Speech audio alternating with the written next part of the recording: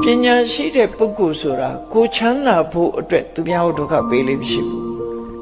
အဲ့တော့သူများကိုဒုက္ခပေးတဲ့လူတွေကပညာမဲ့တဲ့လူတွေပဲပညာတကယ်ရှိတဲ့ပုဂ္ဂိုလ်ကမလုပ်ဘူးတဲ့နော်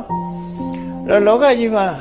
ယာတုဘလောက်ပဲကြီးကြီးပိုက်ဆံတွေဘလောက်ပဲချမ်းသာပညာမဲ့တဲ့ပုဂ္ဂိုလ်ကကိုယ့်အတွက်နဲ့သူများကိုဒုက္ခပေးတာများကြီးပဲခုခေတ်မှာဆိုရင်နော်။အဲ့ဒါလို့ကိုယ့်အတွက်နဲ့ကိုချမ်းသာဖို့အတွက်နဲ့သူများကိုဒုက္ခပေးတဲ့လူတွေဟာပညာမဲ့တဲ့ပုဂ္ဂိုလ်တွေပေါ့လူကောင်းမဟုတ်တဲ့ပုဂ္ဂိုလ်တွေလို့သူတို့ဆိုလို့တယ်တကယ်ပညာရှိတဲ့ပုဂ္ဂိုလ်ကကိုယ့်ရဲ့ချမ်းသာရေးအတွက်သူများကိုဘယ်သူမှဒုက္ခမပေးလိမ့်မရှိဘူးတဲ့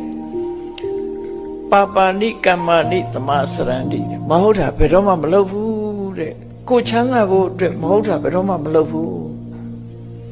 လောကမှာကိုကျိုးစည်းပွားအတွက်ပြီးလုပ်ပြီးတော့မဟုတ်တာလုပ်တဲ့လူတွေကဗမာပြည်မှာပြေးနေတာပဲနော်ကိုကျိုးစည်းပွားရဖို့